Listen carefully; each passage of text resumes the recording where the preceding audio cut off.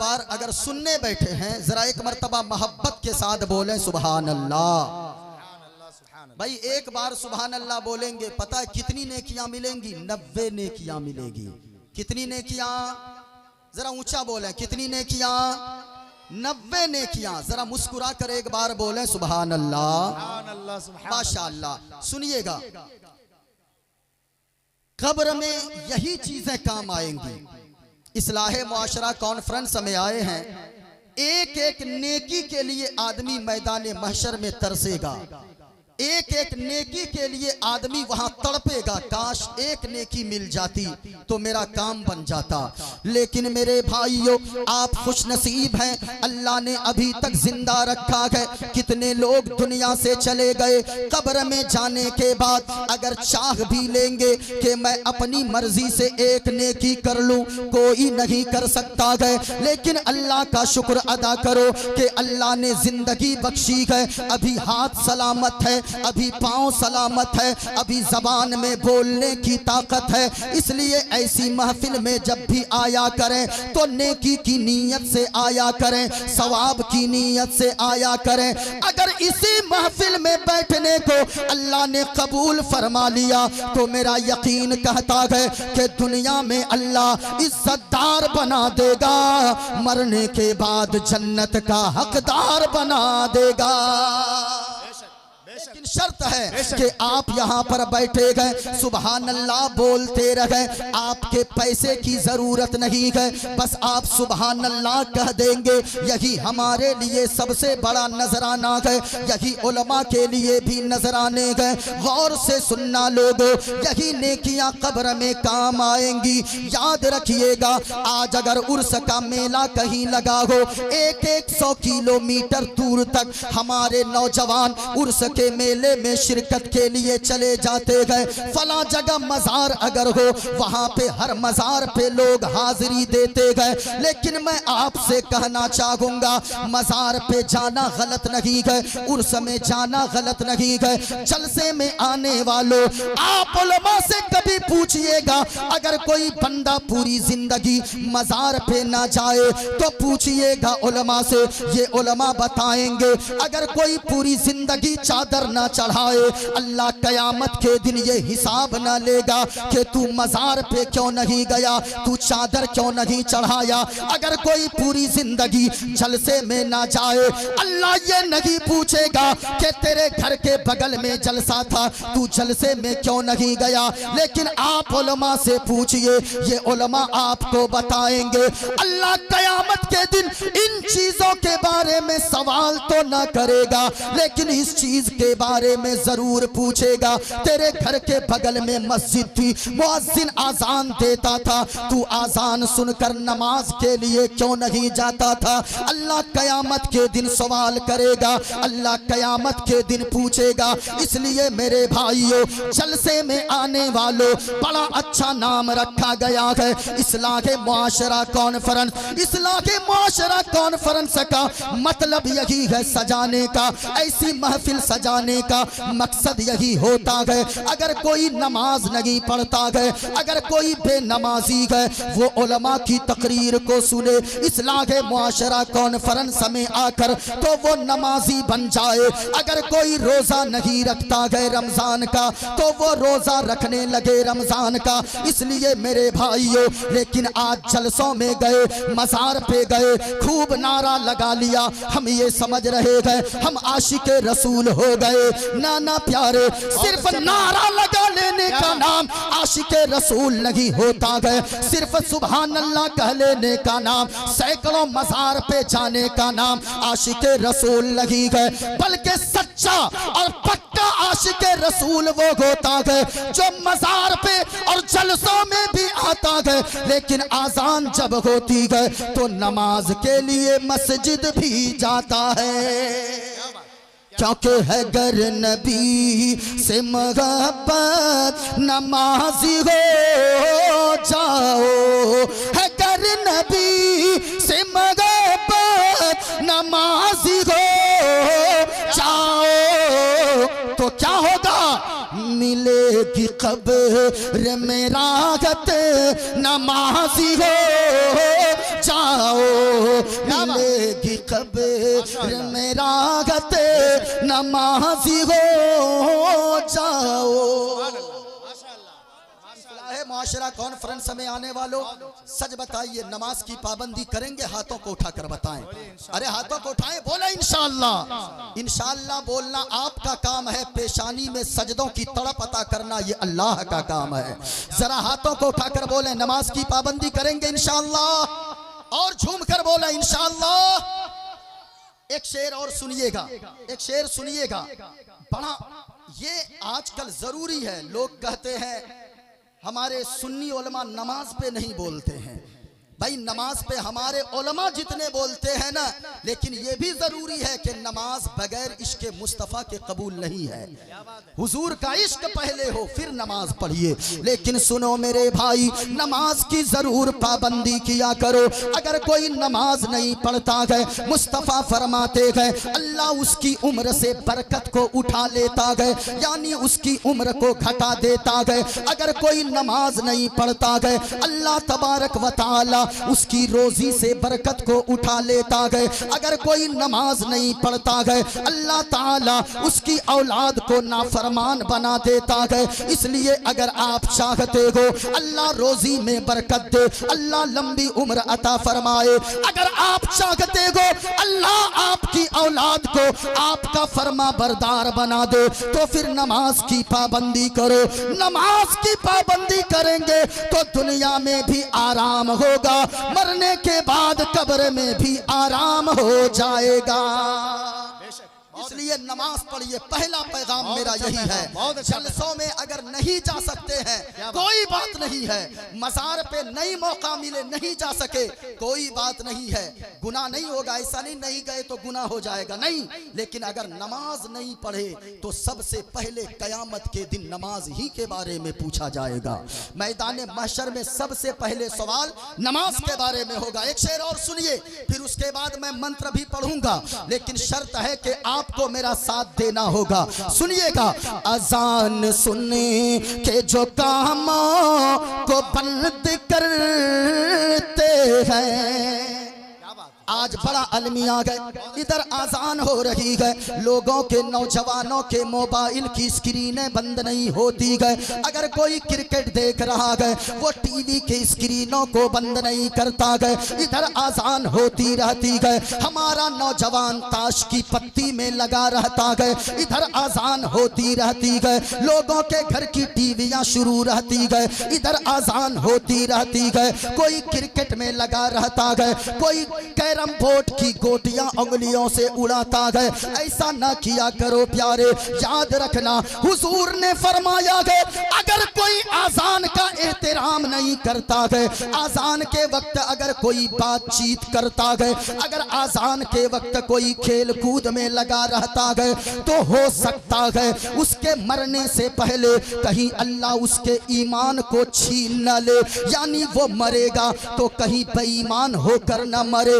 ईमान की दौलत सबसे बड़ी दौलत है। इसलिए मेरे भाइयों, आज के इस्लाह मुआशरा कॉन्फ्रेंस से ये भी पैगाम देकर जा रहा हूँ, अब तक आपने जो किया किया, लेकिन कल से मस्जिद के मीनारों से आवाज आजान की आवाज को सुनना। तो सबसे पहले अगर बातचीत कर रहे हो तो बातचीत को बंद कर देना। अगर काम काज में लगे हो थोड़ी देर काम को बंद कर देना। अगर खेल कूद में लगे हो खेल कूद को बंद कर देना। मेरी माँ बहनें भी बैठी है, ओ मेरी माँ और बहनों, मैं तुमसे भी कहूंगा अगर तुम झाड़ू लगा रही हो आजान की आवाज को सुनना, थोड़ी देर रुक जाना। आटा गूंद रही हो आजान की आवाज को सुनना, थोड़ी देर रुक जाना और पहले आजान का जवाब दे देना। अगर ऐसा करोगे तो क्या होगा, सुनो सुनो, आजान सुनने के जो काम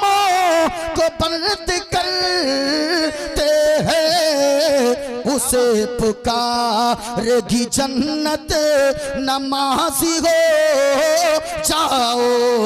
है गर नबी से मोहब्बत, नमाजी हो जाओ। सुभान अल्लाह सुभान अल्लाह। आजान का एहतराम करेंगे? बहुत अच्छा पैगाम। अरे बोले आजान का एहतराम करेंगे? बोलिए इंशाअल्लाह। इंशाअल्लाह इंशाअल्लाह। बड़ी मोहब्बत से आप सुन रहे हैं। अब जरा आइए मैं आपके सामने एक मंत्र पढ़ दूं और गौर से सुनिएगा, जिसके लिए मैं पूरे हिंदुस्तान में पहचाना जाता हूं। लेकिन शर्त है कि आपको गौर से सुनना होगा, और अगर कोई बिरादरे वतन बैठा हो वो भी मेरी बातों को गौर से सुने। जरा देखिए, एक किताब मेरे हाथ में है, किताब का नाम है श्री रामचरितमानस। ये किताब किसके यहाँ की है? अपने यहाँ की किताब नहीं है। गौर से सुनिएगा, इस किताब का है पेज नंबर 140। इस किताब में लिखा हुआ है, इसमें लिखा है लोगों, और जो भी मैं बातें बोलूंगा हवाला के साथ बोलूंगा। अगर एक हवाला कोई गलत साबित करे, मोइनुद्दीन कादरी उसे मुंह मांगा इनाम देने को तैयार है। जरा गौर से सुनिएगा। लेकिन ऐसी किताबें मैं पढ़ता क्यों हूं?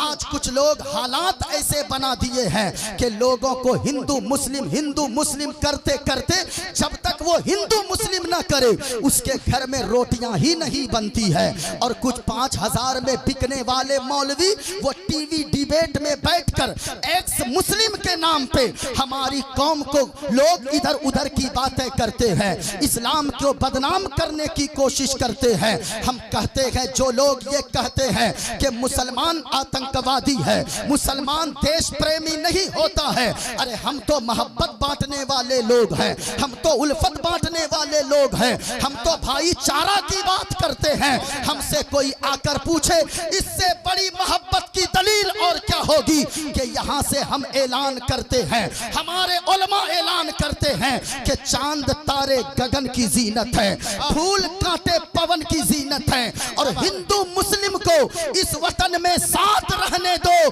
ये हमारे वतन की जीनत है। हम यहाँ से मोहब्बत बांटते हैं। लेकिन जो लोग ये कहते हैं मदरसा आतंकवाद का अड्डा है, मदरसे में जाकर देखो वहां पे बम रखा गया है, वहां पे बारूद तैयार किए जाते हैं। मैं कहना चाहूंगा, मदरसे में कभी आकर तो देखो, मदरसा तो वो है जहां पे तुम्हें बम बारूद तो ना मिलेंगे, लेकिन मुस्तफा की सीरत जरूर मिलेगी, अल्लाह वालों का फैजान जरूर मिलेगा, कुरान के पारे जरूर मिलेंगे। और अगर मदरसे के बच्चों पे कोई उंगली उठाता है, ये मदरसे के बच्चे हैं, इनका दिल बड़ा होता है। हिंदुस्तान से मोहब्बत करना ये जरूरी काम हम समझते हैं। हिंदुस्तान की मिट्टी से हम प्यार करते हैं। अल्लामा इकबाल ने कहा था, मीरे अरब को आई ठंडी हवा जहां से, मेरा वतन वही है, मेरा वतन वही है। जरा सुनिएगा। लेकिन जो लोग कहते हैं मदरसों में आतंकवाद का अड्डा बनाया गया है मदरसे को,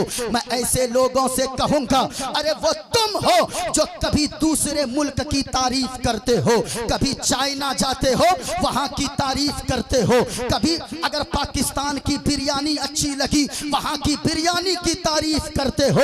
लेकिन मदरसे में पढ़ने वाले एक छोटे से बच्चे को अगर पूछोगे ये बताओ तुम्हारे लिए क्या अच्छा है, वो बच्चा भी कहेगा सारे जहां से अच्छा हिंदुस्तान हमारा, हम बुलबुलें गए इसकी ये गुलसिता हमारा। जरा तकबीर, जोर से नारे का जवाब दीजिए।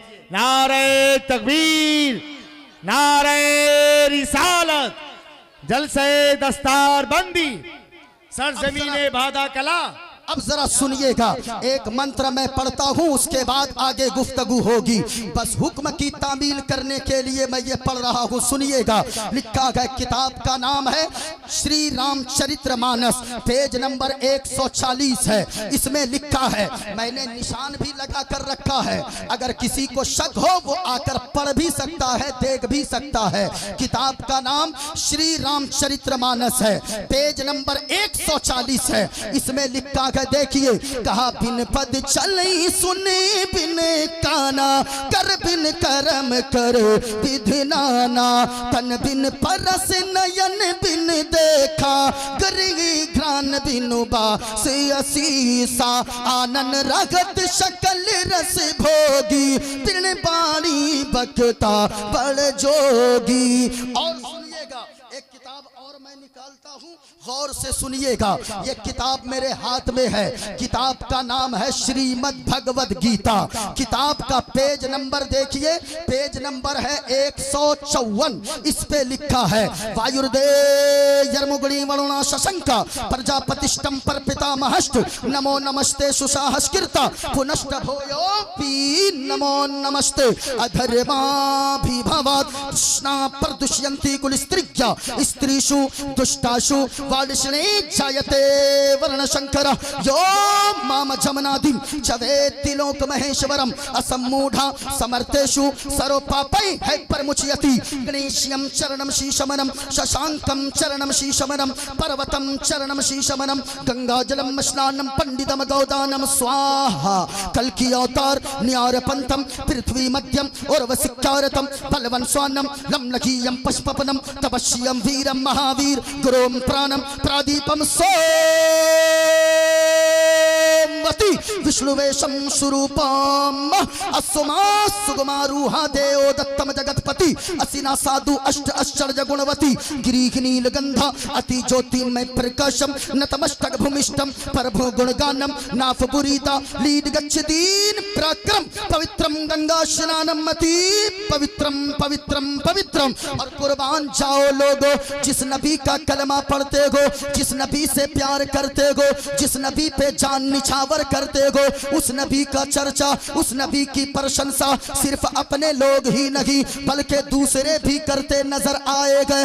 एक गैर मुस्लिम ने कहा गए लोगों शरणय गुरु मगा सुख सागर अत्याचार मगा शुभ सागर चरणन है गुरु नाम उजागर कृपा करो गए शुभ नाम सुख सागर गुरु हर कृपा मनोगर पावे अत्याचार मगा सुख पावे। और जय गुरु नामे नामे कर जय बे बिना मुहम्मद पार न होए बे। बहुत अच्छे, क्या बात है, सुभान अल्लाह कहिए, सुभान अल्लाह जोर से। अब सुनिएगा, अब ज्यादा नहीं पढ़ेंगे, अब ज्यादा पढ़ेंगे लोग समझेंगे मौलाना आए थे कि पंडित जी आए थे। अब जरा सुनिएगा, जरा एक बार पूरा मजमा हाथों को उठाकर बोले सुभान अल्लाह, सुभान अल्लाह। ऐसे नहीं और हाथों को उठाकर बोले लब्बैक या रसूल अल्लाह। जरा झूम कर अगर जिंदा है पूरा मजमा इस नियत से बोले, कोई देखे ना देखे मदीने वाले मुस्तफा देख रहे हैं। जरा हाथों को उठाकर बोले लब्बैक या रसूल अल्लाह, या रसूल अल्लाह। माशाअल्लाह। अब जरा गौर से सुनते चलिएगा, मैंने जो मंत्र पढ़ा है उसका भी खुलासा मैं करते हुए चलूं, जरा सुनिएगा। कहा लोगों वो नबी कैसे थे, उस नबी की तारीफ क्या है, उस नबी को जिसके लिए लोग अपनी जान को कुर्बान करने को तैयार हैं, वो कैसे थे। कहा के लोगों हमने हुजूर की तारीफ को तो पढ़ा, नाम है श्री लक्ष्मण प्रसाद जी। उसने कहा, उसने किताब लिखा अरब का चांद। अरब का चांद किताब कब लिखा, जब उसने इस्लाम को पढ़ा, जब उसने पैगंबर इस्लाम को पढ़ा तो उसने कहा, श्री लक्ष्मण प्रसाद ने कहा लोगों हमने जो हुजूर की जिंदगी को देखा, हमने जो मोहम्मद सल्लल्लाहु अलैहि वसल्लम की जिंदगी को देखा, हमने तो बहुत सारी खूबियां उनके अंदर देखा, लेकिन कुछ खूबियां ऐसी थी कि मैं बयान करने पे बयान करने से कासिर हो।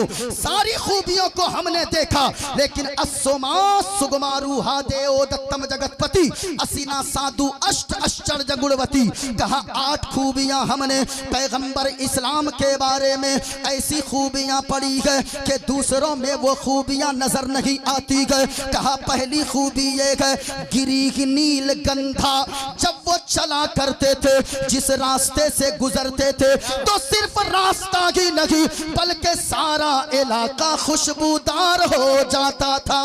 सुभान अल्लाह, सुभान अल्लाह, माशाअल्लाह। पहली खूबी ये थी गिरीह नील गंधा, क्या बात। जिस रास्ते से गुजरते थे वो रास्ता खुशबूदार हो जाता था।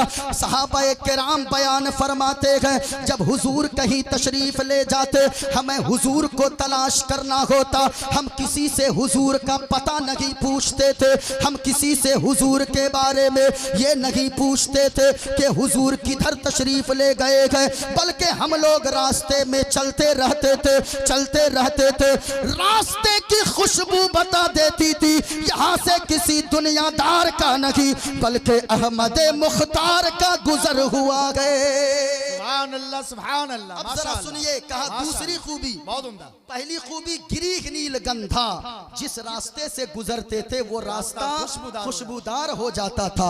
आला हजरत ने फरमाया है उनकी महक ने दिल के गुंचे खिला दिए हैं, जिस राह चल दिए हैं कूचे बसा दिए हैं। अब जरा सुनिएगा, कहा अति ज्योति में प्रकाशम, दूसरी खूबी ये होगी, दूसरी खूबी ये थी उनके अंदर कि जहां बैठ जाते थे, जहां चले जाते थे, जहां तशरीफ ले जाते थे, उनके चेहरे से इतना नूर निकलता था, इतनी रोशनी फूटती थी कि उनके चेहरे के नूर से, उनके चेहरे की रोशनी से सारा इलाका जगमग जगमग रोशन रोशन हो जाता था। हजरत हलीमा सादिया बयान फरमाती है मैं हुजूर को लेकर अपने घर आई तो रात को जैसे ही रात गुजर गई, सुबह सवेरे मोहल्ले की औरतें आ गई, ए हलीमा ये बताओ तुम कौन सा रोगन इस्तेमाल करती हो, कौन सा चिराग जलाती हो, रात में इतनी रोशनी तेरे घर से निकल रही थी कि सिर्फ तेरा घर ही नहीं पूरा मोहल्ला जगमग जगमग कर रहा था।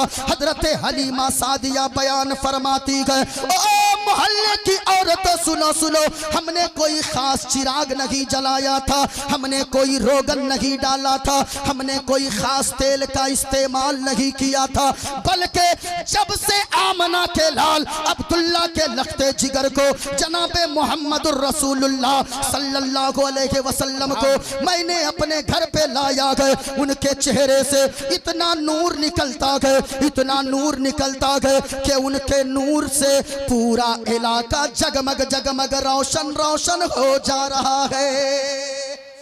अल्लाहु अकबर। सुनिएगा, आला हजरत ने फरमाया है सबसे आला वो हमारा नबी, जरा हमारा नबी बोलना, जिनको हुजूर से जितनी मोहब्बत है उतनी बुलंद आवाज से, सबसे आला वो हमारा।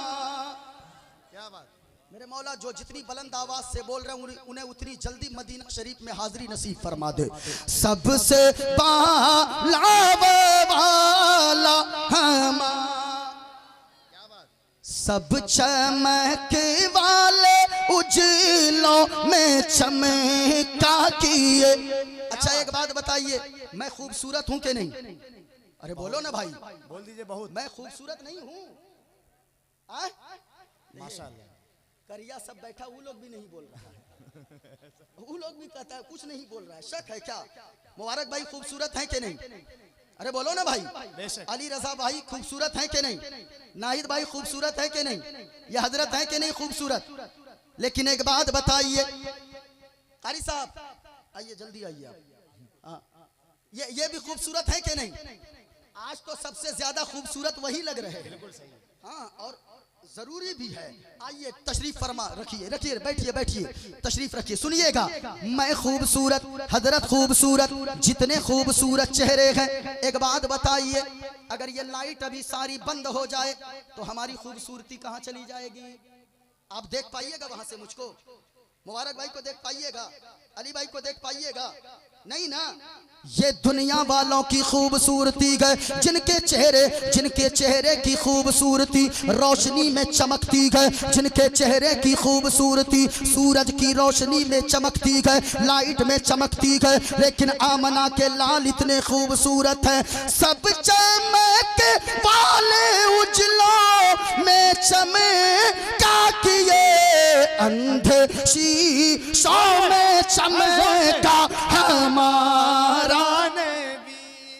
क्या बात, जिंदाबाद। अल्लाहु अकबर। मस्तान जोर से, या रसूल अल्लाह जिंदाबाद। अल्लाह अब जरा सुनिएगा, कहा के लोगों तीसरी खूबी ये होगी चंद्रमुख मंडल नारी नीक नयन अभिमान।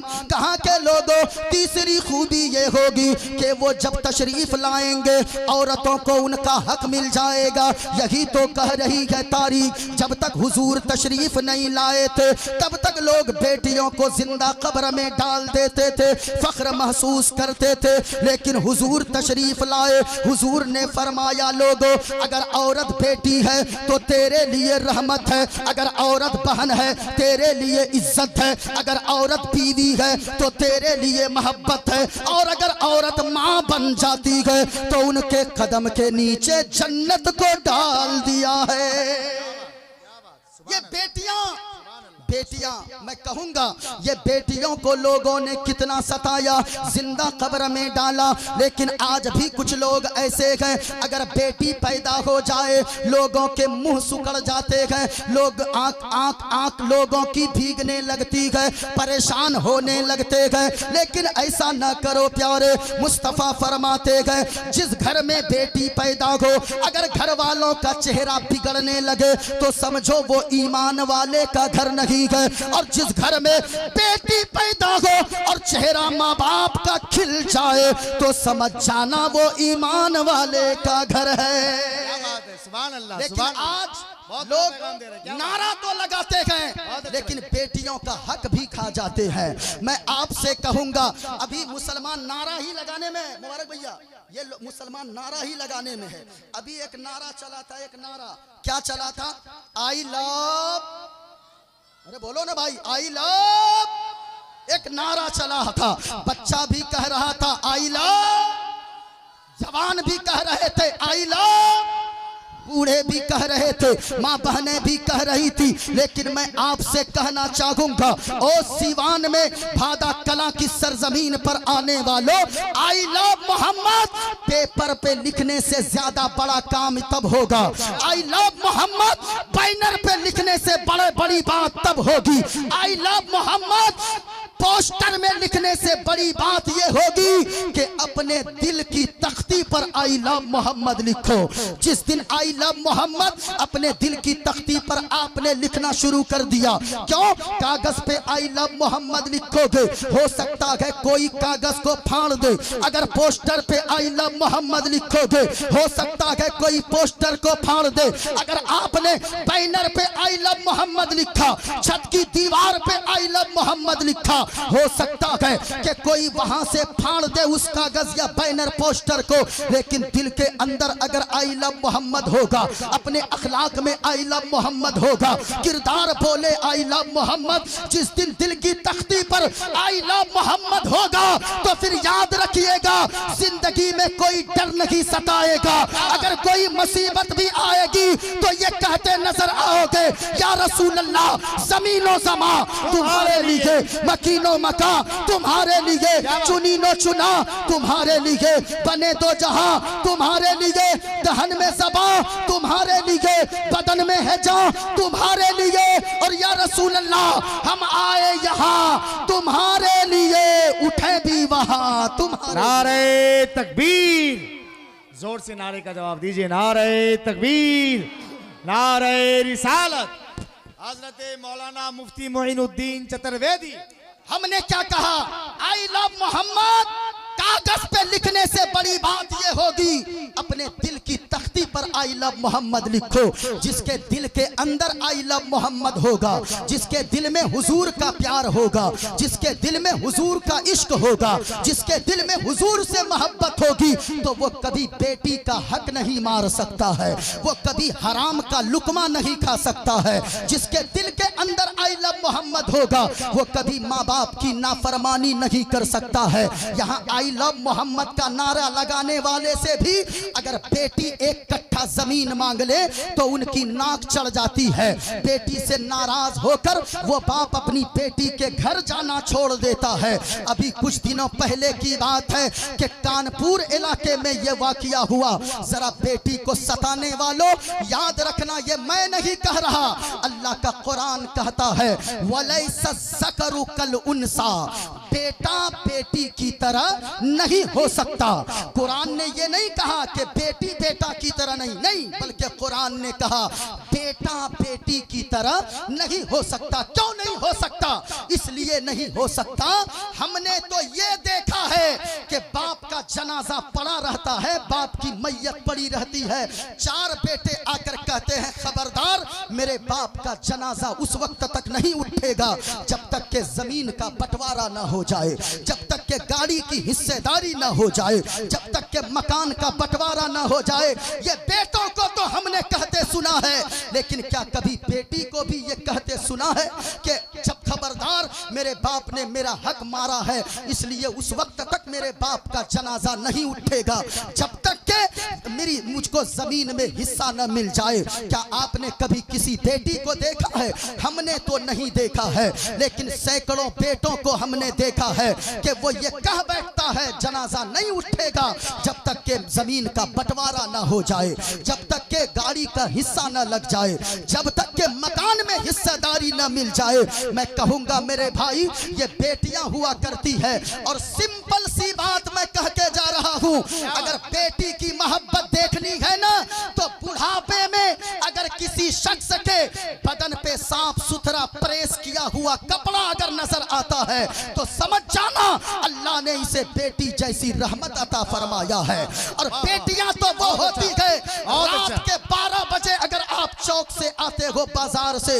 अगर घर में जवान बेटी हो ना, रात के 12 बजे आकर दरवाजे पे दस्तक देते हो तो आप सच्ची बताइएगा अगर घर में जवान बेटी है वो दरवाजा भी खोलती है, और रात को अगर मालूम हो कि मेरा बाप ये गरम रोटी के अलावा ठंडी रोटी नहीं खाता है, ठंडी सब्जी नहीं खाता है, तो सच्ची बता रहा हूं कि वो बेटी आपकी है। रात के 12 बजे अपने बाप को गरम रोटियां भी बना कर देती है, गरम सब्जियां भी बना कर देती है, ये बेटी हुआ करती है। इसलिए मैं आपसे कहूंगा बेटियों को बोझ न समझा करो, अल्लाह का करम है इनायत है बेटियां, अल्लाह का करम है इनायत है बेटियां, सच पूछिए तो बाप की जन्नत बेटियां। बेटी से जिनको प्यार है जरा हाथों को उठाकर बोलो सुभान अल्लाह, और प्यार से बोलो सुभान अल्लाह। भाई बेटी वालों खुश नसीब हो, क्यों जानते हो? इसलिए आप खुश नसीब हैं कि हुजूर को अल्लाह ने पहली औलाद की शक्ल में हजरत फातिमतुज़ ज़हरा जैसी औलाद बेटी अता फरमाया है। हुजूर की पहली औलाद हजरत फातिमतुज़ ज़हरा वो बेटी की शक्ल में पैदा हुई। जरा गौर से सुनना लोगों, ये बेटियां हुआ करती है, बेटियां अपने बाप की प्यारी होती है। बेटियों को कभी मत सताया करो, अगर 1 डिसमिल जमीन बेटी मांग लेती है तो फिर बाप के नाक चढ़ जाते हैं। कुछ घरों के हालात तो ऐसे हैं, अगर 2-3 बेटियां हो जाए, अब अगर उनकी बीवी उम्मीद से हो तो ये नौजवान कह बैठता है अब की बार अगर बेटी हो गई तो फिर तलाक तक बात पहुंच जाएगी। खुदारा ऐसा ना किया करो। अरे अगर ऐसी कोई किसी की जहनीत है तो उस शख्स को इंसान से नहीं बल्कि किसी रोबोट या मशीन से शादी करनी चाहिए। ये बेटियां हुआ करती है। कितने घरों में बेटियां फांसी के फंदे से लटक जा रही है, किस वजह से? सिर्फ जहेज के लालची कुत्तों की वजह से। उन्हें 10 लाख रुपए चाहिए। हमें तो शर्म आती है उस वक्त मैं मस्जिद में अगर कभी नमाज पढ़ाने, जुमा की नमाज पढ़ाता हूँ अक्सर, जुमा के दिन कुछ लोग आते हैं, एक चिट्ठी लेकर आते हैं, हजरत ऐलान कर दीजिएगा इमाम साहब। क्यों? मेरे पास 2-3 बेटियां हैं, पहली बेटी की शादी हो रही है, बुलेट देना है। मैं कहता हूं सर शर्म से झुक जाता है उस वक्त। अरे उस ससुर होने वाले ससुर को मस्जिद मस्जिद के दरवाजे तक भीख मांगने किसने पहुंचाया? उस लुच्चे दामाद ने पहुंचाया, जो कुछ दिनों के बाद उसका वो ससुर बनने वाला है। और वो पहुंचा दिया अपने ससुर को, और वही भीख मांगा हुआ पैसा से वो गाड़ी खरीदेगा, भीख मांगा हुआ पैसा से वो बुलेट खरीदेगा, भीख मांगा हुआ पैसा से वो 10-50 स्कॉर्पियो लेकर जाएगा। ऐसा न करो प्यारे, बल्कि बेटियां अगर अल्लाह ने दिया है, और मैं तो कहता हूं अपनी बेटी को सब लोग ससुराल में रानी बनकर देखना चाहते हैं। ये सोचते हैं मेरी बेटी मेरे अपने ससुराल में रानी बनकर रहे। और हकीकत बात कहूं, अगर आप अपनी बेटी को ससुराल में रानी बनकर देखना चाहते हैं, दूसरे की बेटी जो आपके घर में आई है उसको सम्मान देना शुरू कर दे। आप उसको सम्मान दोगे, दूसरे की बेटी को जो बहू बनकर आई है आप अगर उसे रानी बनाकर रखोगे, तो मैं यकीन से कहता हूं अल्लाह आपकी बेटी को उसके ससुराल में रानी जैसी जिंदगी अता फरमा देगा। लेकिन शर्त है कि दूसरे की बेटी का भी एहतराम किया करें, दूसरे की बेटी को उसके बाप की गुर्बत का ताना न दिया करें। ए दोस्तों जहेज की लालच के वास्ते बेटी बहू बने तो जला देते हो उसे।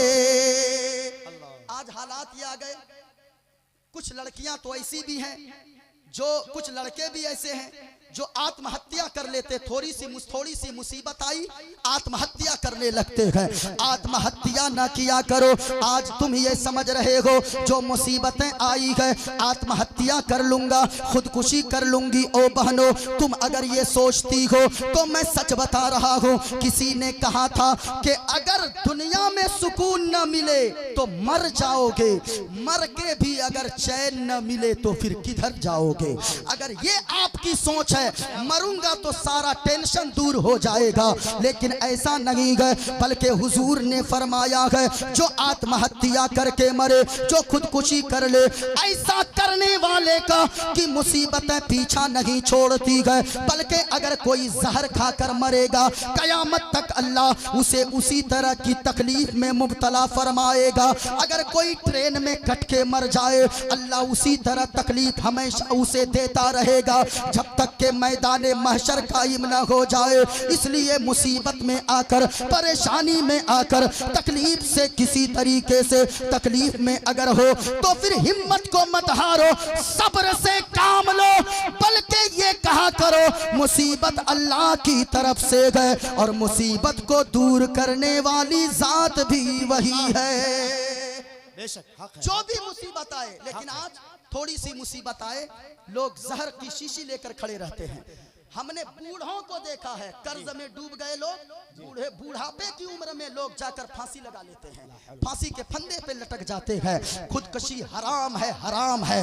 अल्लाह ने जितनी दौलत दिया है, अल्लाह ने जितना भी माल दिया है, अगर 300 रुपए ही कमाते हो उसी पे अल्लाह का शुक्र अदा करो। जो अल्लाह का शुक्र अदा करेगा और मुसीबत पे सब्र कर लेगा, अल्लाह ने उनके लिए जन्नत बनाई है। इसलिए मेरे भाइयों, अगर कोई मुसीबत आ जाए, कोई हादसा आज हो जाए, अगर कोई परेशानी आ जाए, अगर चे थोड़े कम कमाते हो, लेकिन ये कहा करो अल्लाह जिस हाल में हमें रखा है वही हालत हमारे लिए बेहतर है। इसलिए कि इस मुसलमानों का अकीदा ये होना चाहिए, अल्लाह जो करता है वो अच्छा करता है। अल्लाह जो करता है वो, बोलो ना भाई पूरा मजमा ऊंची आवाज में, अल्लाह जो करता है वो, और बुलंद आवाज से, अल्लाह जो करता है वो अच्छा करता है। लेकिन आज जानते हैं ये मुसलमानों के अकीदे इतने बिगड़ गए, अगर चलते चलते साइकिल पंचर हो जाए, हमने देखा है साइकिल को लोग माँ बहन की गालियां देने लगते हैं।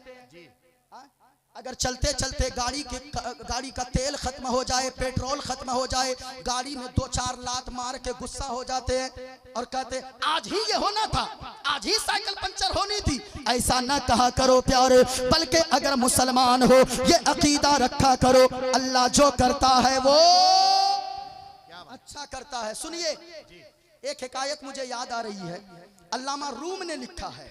अल्लामा रूम की किताब मसनवी शरीफ अगर मौका मिले तो पढ़ा कीजिए, हिंदी में भी आजकल आ गई है, उर्दू में भी है, फारसी में तो है ही, अंग्रेज लोग भी वो किताब अंग्रेजी में ले लेकर पढ़ रहे हैं। बहुत बड़ी बड़ी हिकायतें उसमें है और बहुत ज्यादा ऐसी बातें हैं, आप उसे पढ़ेंगे आपकी जिंदगी में इनकलाब आ जाएगा, आपकी जिंदगी संवरने लगेगी। सुनो सुनो, अल्लामा रूम ने लिखा है, एक बादशाह था, बादशाह उसका एक वजीर था और वजीर की आदत थी हर बात में कहता था अल्लाह जो करता है वो, जरा ऊंची आवाज में बोले ना, अल्लाह जो करता है वो अच्छा करता है, आदत बनी हुई थी। एक दिन बादशाह बीमार पड़ गया, बीमार हो गया, बड़ी तेज बुखार है, सर्दी है, बदन थर थर थर थर कांप रहा है। अचानक वो वजीर आया, आकर कहने लगा बादशाह सब खैरियत तो है? कहा कह रहे नालायक, थर थर कांप रहा हूँ, ठंड लग रही है, बड़ी तेज बुखार है, हकीम को बुलाओ, कंबल उड़ाओ। कहा बादशाह बुखार है, थर थर कांप रहा बदन, कोई बात नहीं है, अल्लाह जो करता है वो अच्छा करता है। अब तो लगा के बादशाह का तलवे का गुस्सा सर पे चढ़ गया, किसी तरह गुस्सा कंट्रोल कर लिया, थोड़ी तबीयत सही हो गई। कुछ दिनों के बाद बादशाह भी वजीर भी दोनों अलग अलग घोड़े पे जंगल में शिकार को निकला। अचानक बादशाह का घोड़ा बिदका, बादशाह जमीन पे गिर गया, दौड़कर वजीर आया, कहा बादशाह सलामत, सब खैरियत तो है? कहा नालायक जल्दी उठाओ, कहा कुछ हुआ तो नहीं? कहा ये देखो ये मेरी छोटी उंगली टूट गई है। कहा कि छोटी उंगली टूट गई, मत घबराइए बादशाह, अल्लाह जो करता है वो अच्छा करता है। अब तो लगा के फाड़ देगा वजीर को बादशाह। काट, सिपाहियों पकड़ो इसको, पकड़ो इसको, जेल में डालो, कैद में डालो। सिपाहियों ने हुक्म सुना, जाके कैद में ताला लॉक कर दिया, इसको बंद कर दिया। कुछ दिनों के बाद जब थोड़ी तबीयत सही हो गई, उंगली पे पट्टी बंदी ही थी, अचानक अकेले एक दिन तबीयत शाही जंगल में चला गया शिकार करने। जैसे ही जंगल में पहुंचा, वहां जंगली लोग गुजराते थे। उसके यहाँ एक परंपरा ये थी कि साल में एक दिन किसी खूबसूरत नौजवान की बलि देते थे। बलि समझते नहीं, यानी ज़बह करते थे। देखा इसको, हट्टा गुट्ठा है, पकड़ लिया, पकड़ के ले गया वहां। अब वो टाइम में जैसे ही तख्ते पे चढ़ाया, जल्लाद तैयार था, अब चाकू चलाता। अचानक जंगल के बादशाह की नजर पड़ी, कारे रुको रुको रुको रुको रुको, इसकी उंगली में देखो क्या पट्टी बंदी है। जैसे ही उंगली के करीब गया, कहा कि पूछा बादशाह ने, जंगल के बादशाह ने, ये बताओ इसमें क्या हुआ? कहा ये मेरी उंगली टूटी हुई है। कहा कि इसे छोड़ दो, इसलिए कि हमारे यहाँ ये भी बात है, किसी ऐबदार इंसान की हम लोग बलि नहीं देते हैं। अब वहां से जो छूटा भागा, जेल के पास आया, कहा कह रहे सिपाहियों जल्दी से गेट को खोलो, वजीर को बाहर निकालो। वजीर बाहर आया, कहा बादशाह सब खैरियत? कहा खैरियत बाद में पूछना, अब तक तू कहता था, अब मैं भी कहता हूँ, अल्लाह जो करता है वो क्या बात है, वाह वाह, अच्छा वाह, करता है। कहा अगर उस दिन मेरी उंगली बहुत नहीं अच्छा। टूटती तो आज बहुत अच्छे। हाँ बलि चढ़ जाती, आज ज़बह कर देता मुझको। इसलिए मेरे भाइयों हर हाल में ये सोचा करो, अल्लाह जो करता है वो अच्छा करता है, बेहतर करता है। कहिएगा ना, बोलिए ना भाई, कहिएगा ना। अगर चलते चलते साइकिल पंचर हो जाए तो गुस्साइएगा नहीं ना? नहीं ना, क्या कहिएगा? अल्लाह जो करता है वो अच्छा करता, हमारी भलाई के लिए करता है। मोटरसाइकिल का पेट्रोल खत्म हो जाए तो भी गुस्साना नहीं है, कहना है अल्लाह जो करता है वो अच्छा करता है।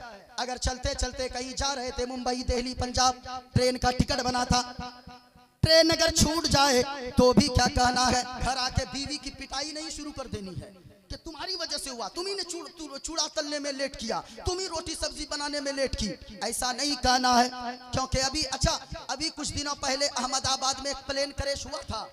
अरे कुछ दिनों पहले हुआ था ना, 250-300 लोग मारे गए थे। आपने ये भी सुना होगा, अखबार में खबर छपी थी, एक लड़की ऐसी भी थी जिसकी 10 मिनट की वजह से फ्लाइट छूट गई थी। अरे छूटी थी ना, पहले तो वो लड़की अपने आप को कोस रही होगी, आज ही भीड़ लगनी थी, आज ही ये होना था, आज ही जाम होना था, 10 मिनट की देरी की वजह से मेरा 15,000 का 20,000 का टिकट बर्बाद हो गया। लेकिन सच बताइए, आधे घंटे के बाद ये खबर जब आई होगी कि प्लेन क्रैश हो गया हो, तो फिर बताइए वो लड़की भी उस वक्त कह रही होगी अल्लाह जो करता है वो। इसलिए इसलिए हर हाल में कहना है, कुछ भी हो जाए ये सोचना है, अकीदा रखिए कि छोटी मुसीबत डालकर अल्लाह ने बड़ी मुसीबत आने से टाल दिया है। छोटी मुसीबत को देकर अल्लाह ने बड़ी मुसीबत को टाल दिया है। इसलिए मेरे भाइयों, खुदकुशी न किया करो, आत्महत्या न किया करो, इसलिए कि सब्र का दामन कभी न छोड़ना। मुसीबत अगर आए तो ये सोच लेना ये मुसीबत अल्लाह की तरफ से है, इस मुसीबत को दूर फरमाने वाला भी अल्लाह है। क्या बात है, सुभान अल्लाह। बात हो रही थी, लोग जबान से आई लव मोहम्मद कह रहे हैं, लेकिन क्या बात, दिल की तख्ती पर आई लव मोहम्मद लिखने की कोशिश कीजिए। दिल की तख्ती पर आई लव मोहम्मद अगर लिखेंगे तो फिर याद रखिएगा, कभी बेटी का हक नहीं मार सकते हैं, कभी पड़ोसी का हक नहीं मार सकते हैं। इसलिए मेरे भाइयों, मैं बात कर रहा था, एक बाप ऐसा था कानपुर इलाके में, उसकी बेटी ने 1 कट्ठा जमीन मांगा। अरे कट्ठा उट्ठा समझते हैं कि नहीं आप लोग? यहाँ अरे साहब, इधर कट्ठा को क्या बोलते हैं?